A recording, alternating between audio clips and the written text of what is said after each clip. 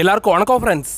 Iran மீது 2 ton குண்டுகளை வீசியது அமெரிக்காவின் B-2 பாமர்கள். அமெரிக்காவின் ஆபிரகாம் லிங்கன் போர்க்கப்பலை பாலிஸ்டிக் ஏவுகணைகளால் தாக்கி போரை உக்கிரமாக்கியது ஈரான். ஈரானின் உச்ச தலைவர் அயத்துல்லா அலி காமேனி அமெரிக்காவால் வீழ்த்தப்பட்டது எப்படி? வெளியான அதிர்ச்சி தகவல். ஒட்டுமொத்த மத்திய கிழக்கே பத்தி எரிஞ்சுக்கிட்டு இருக்க அமெரிக்கா இஸ்ரேல் ஈரான் போர்ல இப்ப என்ன நடந்துட்டு இருக்குன்னு இந்த வீடியோவில் பார்க்கலாம் ஃப்ரெண்ட்ஸ். அரசு வேலைக்கு முயற்சி பண்றவங்களுக்கும் மன அமைதி மணி ஹேண்டலிங் தெரிஞ்சுக்கணும்னு நினைக்கிறவங்களுக்காக சில புக்குங்களை டேக்டு ப்ராடக்ட்ஸ் தான் கொடுத்துருக்கோம். அதையும் போய் செக் பண்ணி பாருங்க. இப்போ வாங்க ஃப்ரெண்ட்ஸ், நம்ம வீடியோக்குள்ள போகலாம். 28/2/2026 அன்னைக்கு காலையில ஈரான் மேல குண்டு வீசி போரை தொடங்கின அமெரிக்கா மத்திய கிழக்குல இருக்கிற அரபு நாடுகள் எல்லாம் பத்தி எரியிற அளவுக்கு இந்த போரை இப்போ 3வது நாள கடந்து நடத்திட்டு இருக்காங்க. போர் ஆரம்பிச்ச 2 நாளுக்குள்ளார அமெரிக்காவும் இஸ்ரேலும் ஒன்னா சேர்ந்து பல மாசமா தீட்டின திட்டப்படி ஈரான் நாட்டோட உச்ச தலைவரா கடந்த 37 வருஷமா இருந்த அயத்துல்லா அலி காமேனி அமெரிக்காவோட குண்டு வீச்சால இல்லாமக்கப்பட்டிருக்காருங்க. ஃப்ரெண்ட்ஸ், வெனிசுலா நாட்டுல அந்த நாட்டோட அதிபரா இருந்த மதுரோவை சிறைப்பிடிச்சது மூலமா அந்த நாட்டோட அதிகாரத்தை ட்ரம்ப் தன்னோட கைக்கு கொண்டு வந்திருந்தாரு. அதே மாதிரியான பேட்டர்ன் தான். ஆனா அதுல ஒரு சின்ன மாற்றமா ஈரானோட உச்ச தலைவரை இல்லாம ஆக்கிட்டா மத்திய கிழக்குல இஸ்ரேல் அமெரிக்காவுக்கு இருக்கிற அச்சுறுத்தல்ன்றது நிரந்தரமா நீங்கிடுன்ற மாதிரி ட்ரம்ப் நினைச்சாருங்க. போரோட 2வது நாள், அதாவது சரியா மார்ச் 1, 2026 அன்னைக்கு காமேனி இல்லாமக்கப்பட்டதுக்கு அப்புறம் அடுத்த ஒரு 10 மணி நேரத்துக்குள்ளாரையே ஒன்னு சரணடைஞ்சிருங்க, இல்லன்னா ஈரான் அரசாங்கத்தை என்ன பண்ணுவனே எனக்கு தெரியாதுன்ற மாதிரி ட்ரம்ப் மிரட்டல் விடுத்து அந்த நாட்டோட அரசாங்கத்தை தன்னோட கட்டுப்பாட்டின் கீழ் ஈஸியா கொண்டு வந்துட முடியும்னு ட்ரம்ப் போர்ல தீவிரம் காட்டிட்டு வந்தாரு. ஆனா ஈரான் என்ன பண்ணிட்டாங்க, ட்ரம்புக்கு அதிர்ச்சி கொடுக்கணும்னு உடனடியாவே 2 விஷயத்தை அமல்படுத்தினாங்க. ஈரான் உச்ச தலைவர் இல்லாம போயிட்டதுனால அமெரிக்கா கிட்ட நாங்க சரணடைவோம் நீங்க நினைச்சீங்கன்னா அந்த இடத்துல தான் நீங்க தப்பு பண்றீங்க. அமெரிக்கா ஒருவேளை போர்ல காமேனியை இல்லாம ஆக்கிட்டா கூட எந்த பிரச்சனையும் இல்லாம ஈரான் அரசாங்கம் எப்பவும் போல செயல்படணும்ன்றதுக்காக ஈரான் அதி உயர் தலைவராக இருந்த காமேனி அடுத்த உச்ச தலைவரையும் ஈரான் அரசாங்கம் எப்படி செயல்படணும், எந்த வழிமுறையில செயல்படணும்னு எல்லா திட்டங்களையும் வகுத்து கொடுத்துட்டதா ஈரான் அரசாங்கம் அறிவிச்சிருந்தாங்க. அதன்படி ஈரானோட தற்காலிக சுப்ரீம் லீடரா காமேனியோட மகன்கள்ல ஒருத்தரா இருக்க அயத்துல்லா அராஃபி இப்ப நியமிக்கப்பட்டிருக்கிறதா சொல்லப்படுதுங்க. அடுத்த கட்டமா 88 பேர் கொண்ட குழு மூலமா ஈரானோட நிரந்தர சுப்ரீம் லீடரா காமேனியோட இன்னொரு மகனா இருக்க முஸ்தபா காமேனி தான் அந்த நாட்டோட நிரந்தர உச்ச தலைவரா செயல்படுவாரு, தொடர்ந்து அவரே தான் நீடிப்பாருன்ற மாதிரி ஈரான் அரசு வட்டாரத்துல இருந்து தகவல் வந்திருக்கிறதா குளோபல் மீடியாவா இருக்க ராய்டர்ஸ் செய்தி வெளியிட்டு இருக்காங்க. இப்படி அரசாங்கத்தை செயல்படுத்துறதுக்கான அடுத்த சுப்ரீம் லீடரை கொண்டு வரதுக்கான வேலையை பார்த்த ஈரான் காமேனியோட மரணத்துக்கு பழி தீக்கிற விதமா அமெரிக்கா இஸ்ரேல்ல தொடங்கி அரபு நாடுகளையும் தன்னோட டார்கெட் வளையத்துக்குள்ளார கொண்டு வந்திருக்காங்க. போரோட 2வது நாள் 3வது நாள் ஈரான் ராணுவத்தோட தாக்குதல் எப்படி அமைஞ்சிருந்ததுன்னா இஸ்ரேல் நகரங்களும் அதுக்கப்புறம் அமெரிக்காவோட படைத்தளங்களும் ஈரானோட ஏவுகணைக்கு இலக்கா இருக்குதுங்க. ஃபர்ஸ்ட் இஸ்ரேலோட கேபிட்டலா இருக்க டெல் அவீவ் மேல தாக்குதல் நடத்தின ஈரான் ராணுவம் அடுத்த கட்டமா இஸ்ரேலோட ஜெருசலேம், ஐஃபா நகரங்களை டார்கெட் பண்ணி ஏவுகணைகளை தொடர்ந்து வீசிட்டு இருக்காங்க. போரோட 2வது நாளா இருக்க மார்ச் 1 அதுக்கப்புறம் மார்ச் 3, 2026 அன்னைக்கு மட்டும் இஸ்ரேல் நாட்டில் அமைஞ்சிருக்க CIA ஓட அலுவலகம், மொசாத் ஆபீஸ், கடைசியா இஸ்ரேல் நாட்டோட ஏர்போர்ட்டையும் டார்கெட்டா வச்சு ஏறத்தாழ 300 பாலிஸ்டிக் மிசைல்ஸ்களை ஈரானோட IRGC ராணுவம் அப்ப ஏவி இருந்தாங்க. என்னதான் இஸ்ரேல் ராணுவத்துக்கிட்ட 3 லேயர் ஏர் டிஃபென்ஸ் சிஸ்டமா அயன் டோம், டேவிட் ஸ்லிங், கடைசியா ஏரோ ஏர் டிஃபென்ஸ் சிஸ்டம் இருந்தாலும் எந்த நாட்டோட ஏர் டிஃபென்ஸ் சிஸ்டமா இருந்தாலும் எல்லா மிசைல்ஸ்களையும் தடுக்க முடியாதுங்க. அந்த மாதிரி தான் ஈரான் ஏவி இருந்த இந்த மிசைல்ஸ்ல இஸ்ரேல் அரசாங்கம் சொல்லியிருந்த மாதிரி 90% ஏவுகணைகளை வான்பரப்புல இடைமறிச்சிருந்தாலும் 10% மிசைல்ஸ்ங்க இஸ்ரேல் நகரங்கள்ல ஏற்படுத்தின சேதம்ன்றது இஸ்ரேல் அரசாங்கம் கணிக்க முடியாத அளவுக்கு ரொம்ப மோசமா இருந்ததுங்க. ஈரான் ராணுவத்தோட தாக்குதலால இப்ப வரைக்கும் 100க்கும் அதிகமான கட்டிடங்கள் இஸ்ரேல் நாட்டுல மட்டும் தரமட்டமா இருக்குது. காமேனி மரணத்துக்கு பழி தீக்கிற விதமா இஸ்ரேலை இந்த அளவுக்கு தாக்கியிருந்த ஈரான் ராணுவம் அமெரிக்காவுக்கா துணை போறீங்க, உங்களை விடமாட்டேன்ற மாதிரி அரபு நாடுகளையும் டார்கெட்டா வச்சு இப்ப வரைக்கும் ஈரானோட தாக்குதல் வளையத்துக்குள்ளார 7 அரபு நாடுங்க சிக்கி தவிச்சிட்டு இருக்குதுங்க. 2வது நாள் 3வது நாள் போர்ல ஈரானோட தாக்குதல்ல சிக்கி தவிச்சிட்டு இருக்க அரபு நாடுகளை பத்தி டிஃபென்ஸ் எக்ஸ்பர்ட்டுங்க என்ன சொல்றாங்கன்னா, அரபு நாடுகளா இருக்க குவைத், பஹ்ரைன், கத்தார்ல தொடங்கி ஈரானோட பாலிஸ்டிக் மிசைல்ஸ்ங்களும் அவங்களோட ஃபதா 2 மாதிரியான ஹைப்பர்சானிக் மிசைல்ஸ்ங்க யுனைடெட் அரபு எமிரேட்ஸ் நாட்டில் அமைஞ்சிருக்க துபாய், அதுக்கப்புறம் அபுதாபி மாதிரியான நகரங்களை டார்கெட் பண்ணி தான் ஈரான் எக்கச்சக்கமான ஏவுகணைகளை ஏவி இருக்காங்க.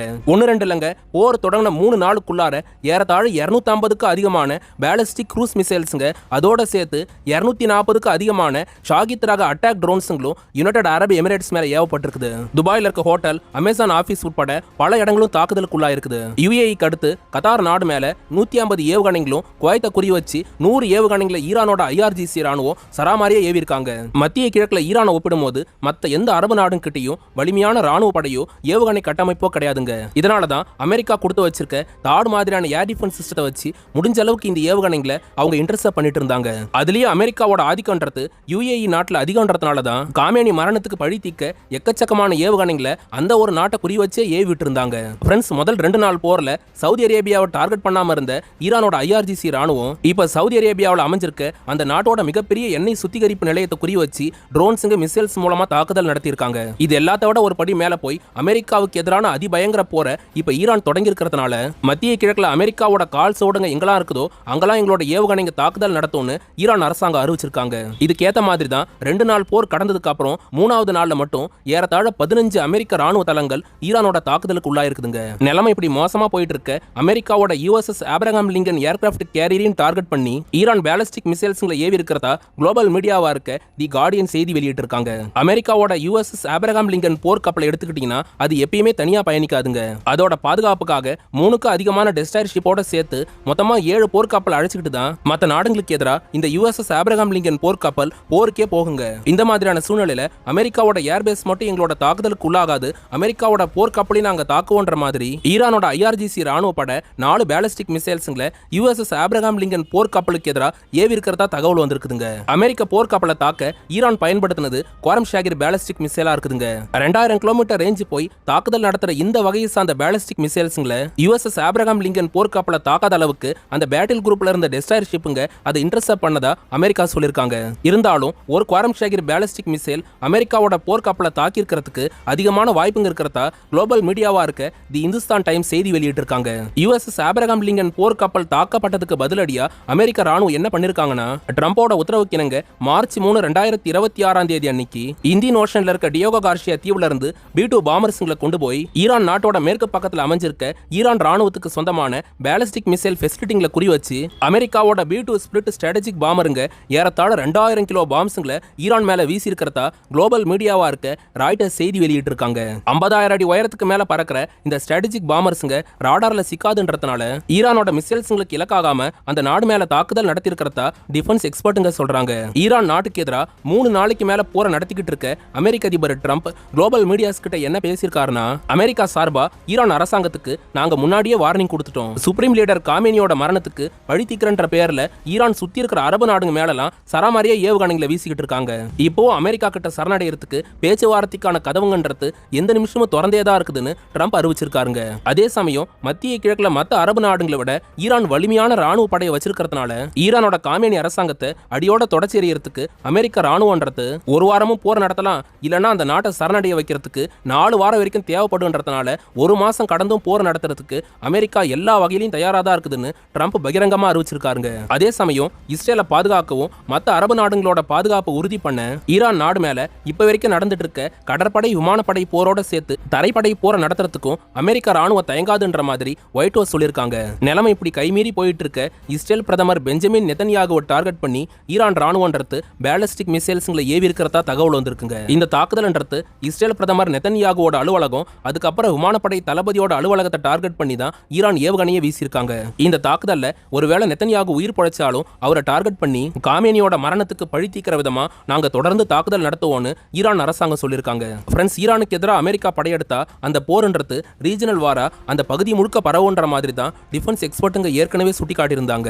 அதுக்கேற்ற மாதிரி தான் இப்போ மத்திய கிழக்கோட வான்பரப்பே மூடப்பட்டு பல லட்சம் வெளிநாட்டு மக்களும் இப்போ மத்திய கிழக்கு நாடுகளில் சிக்கி தவிச்சிட்டு இருக்காங்க. நம்ம சேனலோட வியூவர்ஸா உங்க குடும்ப உறுப்பினர்களோ நண்பர்களோ அரபு நாடுகளில் ஒருவேளை சிக்கியிருந்தாங்கன்னா முடிஞ்ச அளவுக்கு அண்டர் கிரவுண்ட் மெட்ரோ பங்கர்ல பாதுகாப்பா தங்க சொல்லுங்க. அத்தியாவசியமான காரணத்தை தவிர்த்து மற்றபடி அனாவசியமா வெளியே வரவேணான்றதையும் அவங்க கிட்ட கன்வே பண்ணுங்க. இந்திய அரசாங்கமும் அரபு நாடுகளில் சிக்கியிருக்கிற இந்தியர்களை பாதுகாப்பா திரும்ப அழைச்சிட்டு வரதுக்கான போர்க்கால நடவடிக்கைகளை தொடங்கி இருக்கிறதா அதிகாரப்பூர்வமா அறிவிச்சிருக்காங்க. ஃப்ரெண்ட்ஸ், இந்த சிச்சுவேஷன்ல அமெரிக்காவால காமேனி கொல்லப்பட்டது சம்பந்தமா சில அதிகாரப்பூர்வமான தகவல் இப்ப வெளியாயிருக்குதுங்க. ஈரான் உச்ச தலைவர் காமேனி 100 அடி ஆழ பங்கர்ல தான் சேஃபா இருந்தாருங்க.